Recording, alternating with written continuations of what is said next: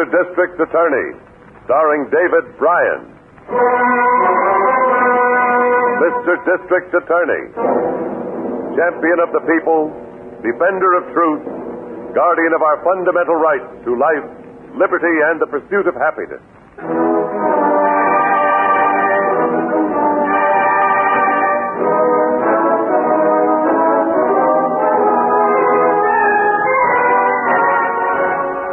And it shall be my duty as district attorney not only to prosecute to the limit of the law all persons accused of crimes perpetrated within this county, but to defend with equal vigor the rights and privileges of all its citizens.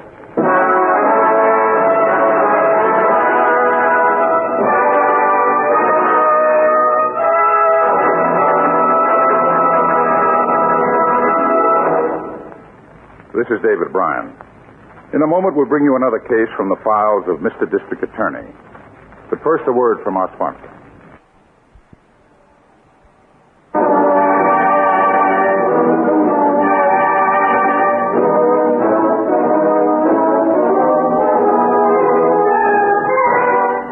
And now, here is our star, David Bryan, as Paul Garrett, Mr. District Attorney. To the untrained observer, a crime and an accident may sometimes be indistinguishable, one from the other. But a district attorney must weigh each possibility in the scales of science and circumstances before drawing his conclusions. You take this case. It started on a farm near County Line at 2 a.m. as a man, awakened by a wave of nausea, staggers weakly from his bed.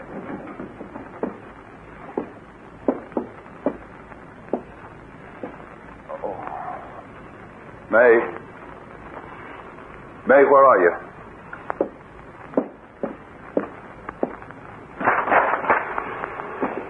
May, what's the matter? Why are you out of bed? Oh, Bob, I feel so sick. You're kind of funny myself. I was just filling a hot water bottle for my stomach. What can be the matter with me? Honey, you're white as a sheet. Come on, you better get back and lie down. Fine. I can hardly stay on my feet without holding on to something. Oh, you're all perspired. Bob, what can it be? Must be coming down with the flu or something. You know, your kid brother acted kind of funny before he went to bed. I heard him get up about 11 o'clock, complaining about a stomachache. Let's see if he's awake. Here we better call the doctor.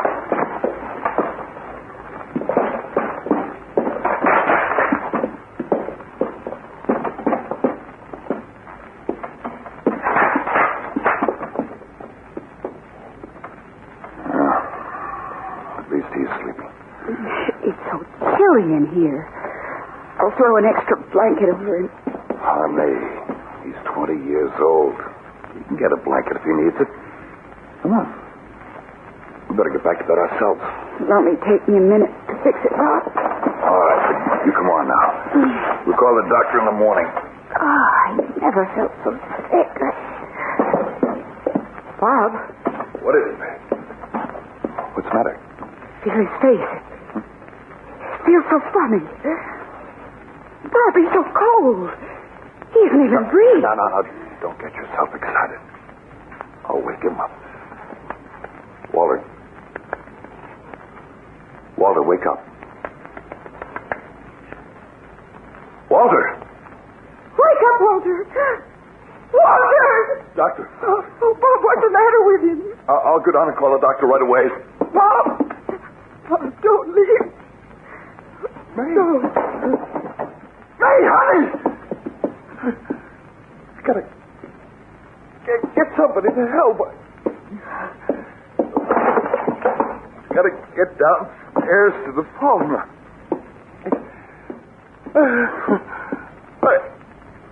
I can't make it.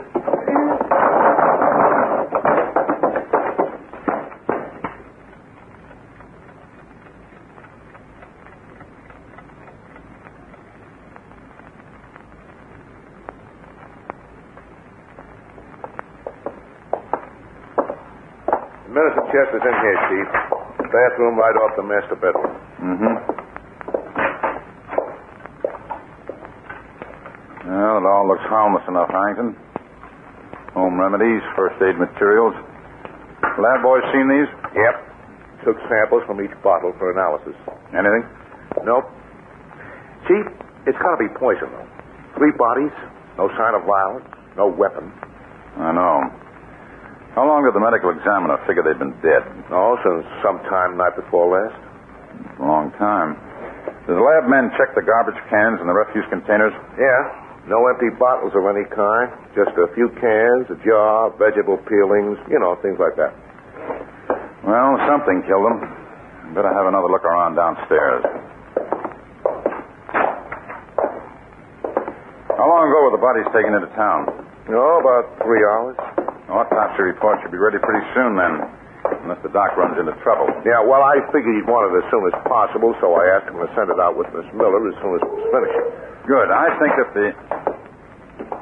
There's a car outside now. Might be her. No, that's a man's knock. Come in. Which one of you is Garrett? I am. Who are you? My name is Sid Mack. I own half this farm. I was Farragut's partner. I just want to find out one thing. I want to know who did this. If we knew that, we wouldn't be here trying to find out, Mr. Mack. I just want to make sure that whoever did it doesn't get away with it. You can post a $5,000 reward for the killer in my name. Make it 10. Make it anything I got, but get him. We don't need rewards for that, mister. What we need is information. You said you own half this farm, Mr. Mack? Yes. And you haven't been here since the night before last? I don't live on the place. It was just an investment for me. I set Farragut up here. I got a big hardware store over in Emmetsville. I live there. I see. Do you know anybody who might have had any reason for wanting Farragut and his family out of the way?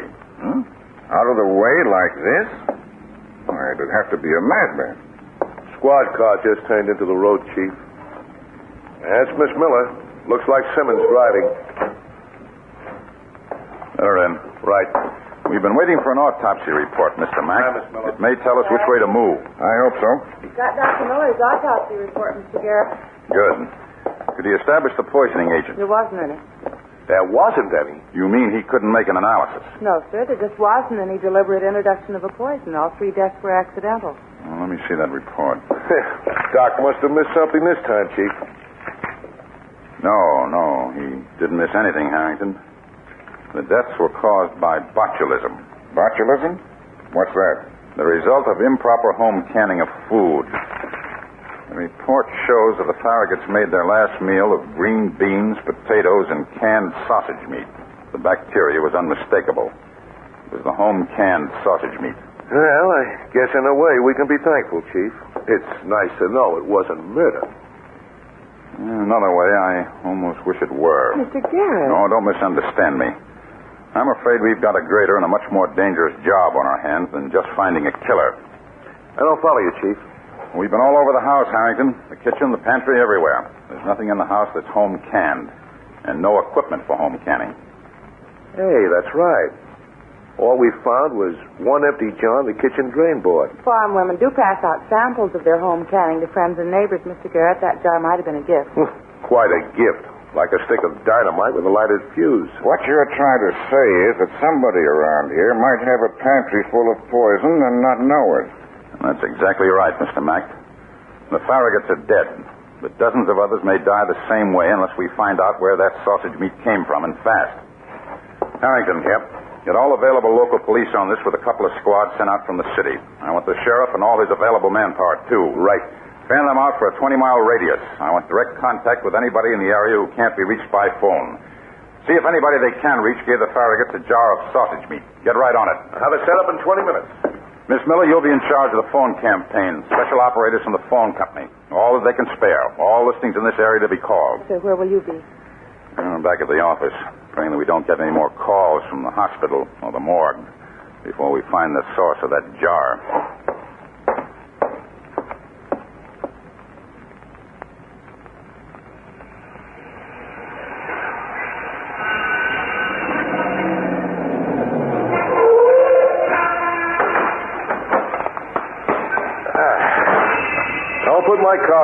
Bill. I may be going right out again. Sarge? Aren't you? Oh, there's an elevator. Hold it, Pete. 8, please. You know, Chief, I don't think we missed more than a dozen people in the area you mapped out. Now, we know most of those are away on business or vacations. Yeah, I know. 5 days. If only somebody'd come forward and admit that they canned the stuff that Farragut ate, we'd know we were safe. Well, they may be afraid of being held responsible for the death. Oh, with the newspaper, the TV, and the radio campaigns telling them that the inquest held the death as accidental? Just the same, people scare. It is something to wonder about. Oh, here we are. Thanks, Pete. Well, maybe one of the squads have left the report with Miss Miller. What time is it? Almost 10 p.m. Well, hello. I thought you'd never get back. Sorry to keep you so late again, Miss Miller. Any news? No, I'm afraid not. Everybody's checked in. The reports are on your desk. Oh, thanks. You'd better go home. All right. Oh, there's a Mr. Carruthers in your office. He's been waiting to see you since about 6 o'clock. 6 o'clock? That's a long wait in any league. Do you know who he is or what he wants? He wouldn't tell me. He said it's confidential. All right. I'll see him. You run along. Good night. Good night, Hank. Good night, Miss Miller. Well, let's have a look at the reports and see what the very patient Mr. Carruthers wants.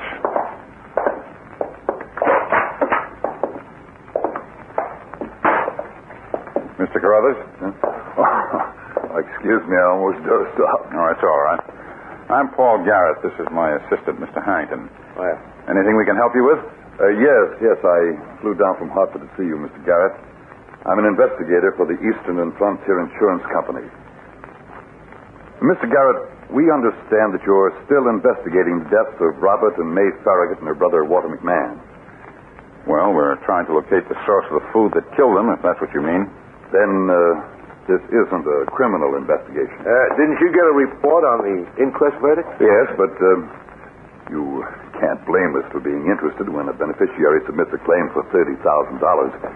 30,000. Who's the beneficiary? Somebody who had a half interest in the Farragut farm. A man named Sid Mack. No wonder he could afford to offer a $10,000 reward, Chief. Yeah. How long ago were those policies written, Mr. Carruthers? I have the dates right here.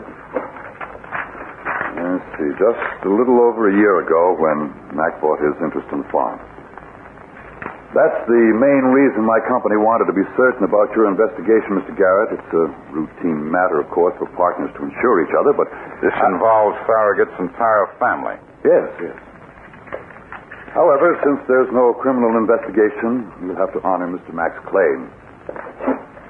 Thanks for your time, Mr. Garrett. Just a moment, Mr. Carruthers. I suggest you don't recommend payment of that claim just yet. But, Mr. Garrett, you just said there's no criminal investigation. There wasn't a minute ago, but there is now.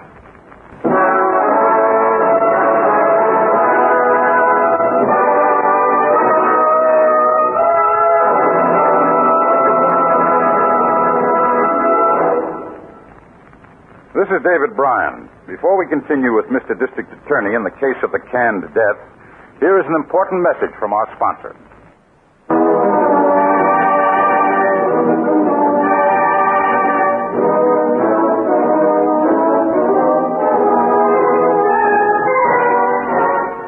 And now back to David Bryan, starring as Paul Garrett, Mr. District Attorney.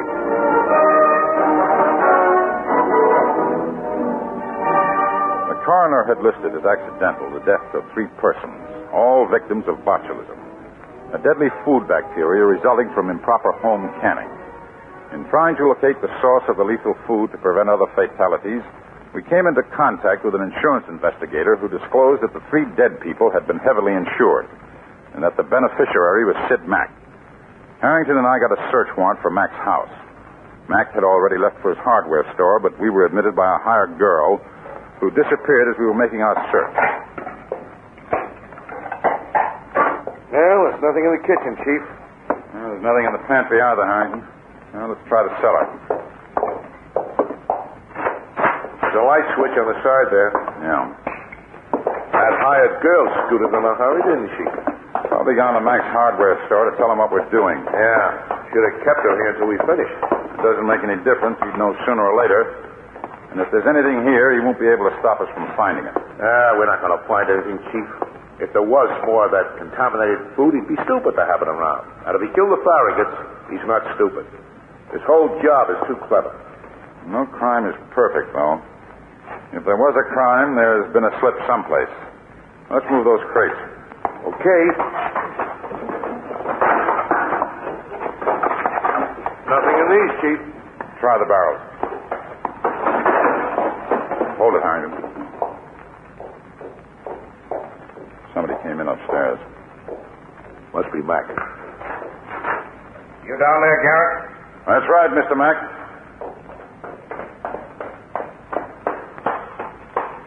What's the big idea? Just having a look around. We've got a search warrant. You know so much about the law, maybe you're going to need more than a search warrant. I had a call from an insurance man named Carruthers this morning. And we had a call from him last night. That's why we're here. I've got a legitimate insurance claim, but you've stopped payment of it. It'll be paid in due time, if it should be paid. Yeah. Let me tell you something, Garrett. Out at the farm, before we found out what killed the Farragut's, I offered to put up everything I have as a reward, didn't I? Didn't I? Yes, Mac. You did. I'm glad you mentioned that, Mac, because it just brought something to my mind. Something that's been trying to register ever since you made that offer. What? How long have you been in the hardware business? Look, 11 years. Why? Because when we told you the Farragut's died from botulism, from food that wasn't canned properly, we almost had to draw you a blueprint. You didn't seem to know anything about it. How should I know anything about it? Don't you sell canning equipment at the hardware store? Well, We can ride over to the store, have a look at your stock. Do you sell it or don't you? Oh, right. I sell canning equipment. Any hardware store does. I don't even know why I'm bothering to talk to you. You got your warrant. Go ahead and search. But you're not going to find anything here. No canning equipment and no canned sausage meat. So go ahead. Search your heads off.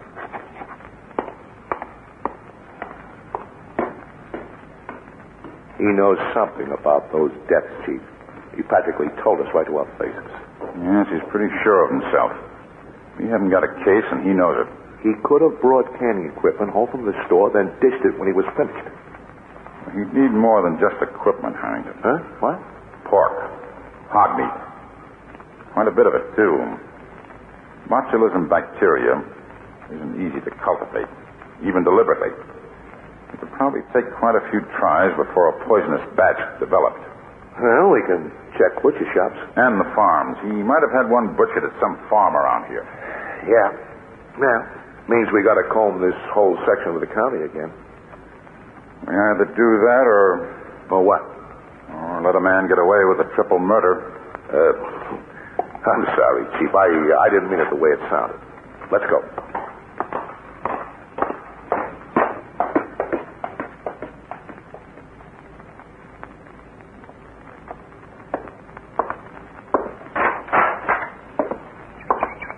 Well, thanks, Mr. Foster. Bye.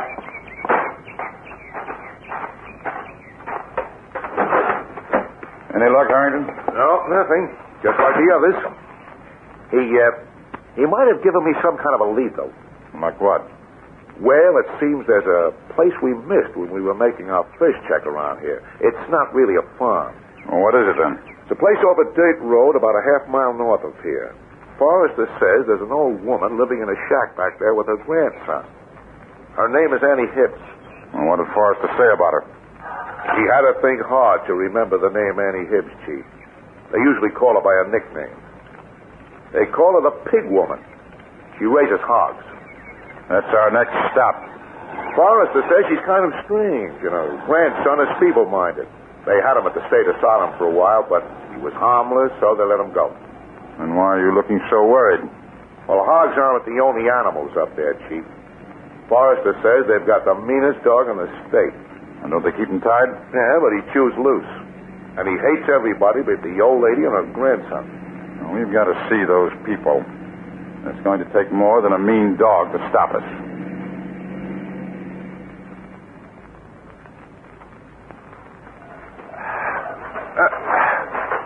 Yeah, there's a shack. Yeah. Big one, too. Look. Huh? There's a man. What? Oh, hey, mister, wait a minute. He's taking off like a scared jackrabbit, Chief. That must be the grandson. Well, let him go for now. Why did you scare my grandson? What do you want here? Well, we'll tell you in a minute, but there's something else we'd like to know first. Where's your dog? That's him, buried there. The devil come for him. He's dead, and Luke cries for him. He's afraid at night without the dog. Luke must be the grandson, Chief. Yeah. We just came up here to see if you have any home-canned sausage meat we might buy. No, I don't know nothing about canning. I see. Then you never gave any canned sausage meat to a family named Farragut. You know who they were, don't you? Their farm is less than a mile from here. Yes, I know. Then you must also know they're dead. Not dead. Gone to glory. If you never gave anything to the Farraguts, did you ever give or sell, any of the canned sauces to a man named Sid Mack? Or even a live hog. Well, did you any? You've got a right to sell what you own. I don't know nobody by that name. He owns the hardware store in Emmettville. That's the only town near here. I never sold him nothing. He never come up here. Oh, tell us that he never... It's all right, Harrington. Thank you, Annie. That's all we wanted to know for now. And don't you ever come back here again, ever. You ain't taking my grandson back to that place here. You'll never get this close if that dog was living. You ain't taking Luke back to that place. He means the asylum, I think. Yes. Get over behind that brush. Hard to tell with anybody like that, Chief. But she seemed to tighten up when you mentioned Sid Mack. Yes, he's been up here all right. Harrington, I've got a hunch. You stay here until I send a lab crew out. What for? I want to know what killed Annie's dog.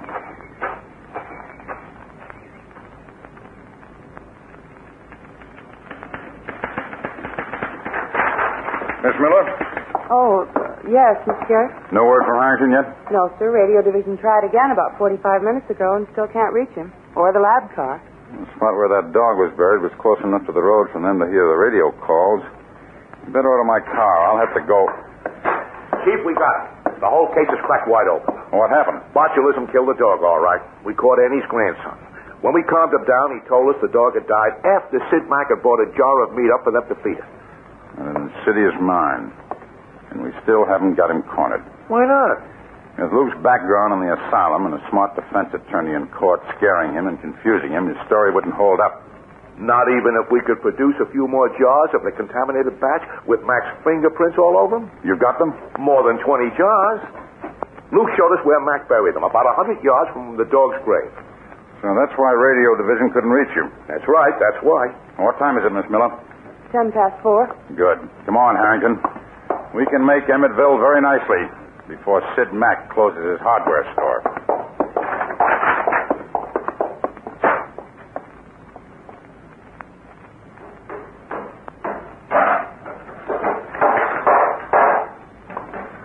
I'll be with you in a minute, man. As soon as I get this straight of it. Oh, it's you two again. What kind of a bright idea have you got this time? An idea that's going to book you for murder, mister. Are you kidding? You can drop that smile, Mac. We've got the whole story from Luke Hibbs and his grandmother. The words of a lunatic.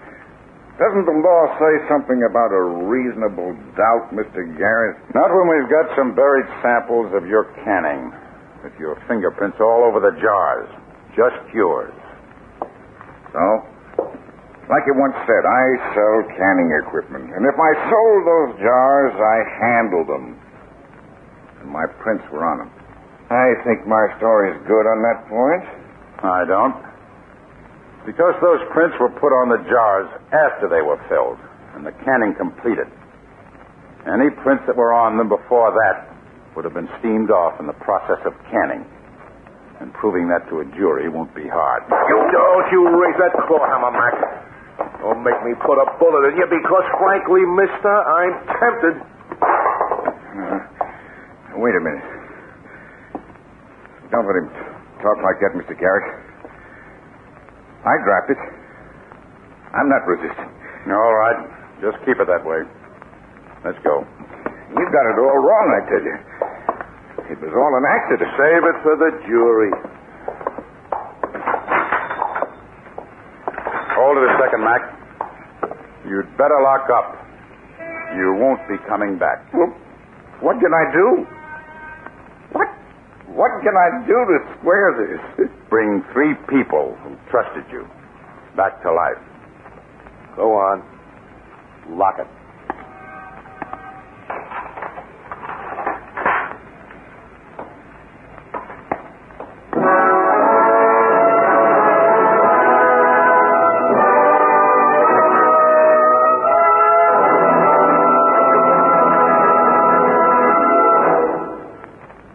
This is David Bryan again. I hope you've enjoyed this case from the file of Mr. District Attorney. I'll be back in just a moment after this message from our sponsor.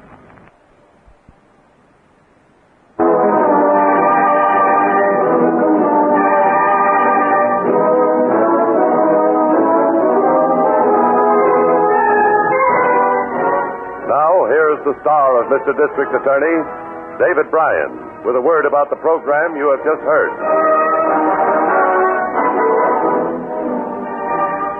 Sid Mack was tried and convicted on a charge of murder in the first degree. The death sentence was mandatory when the jury failed to recommend clemency.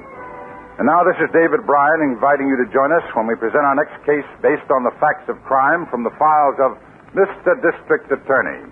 Mr. District Attorney was originated by Phillips H. Lord.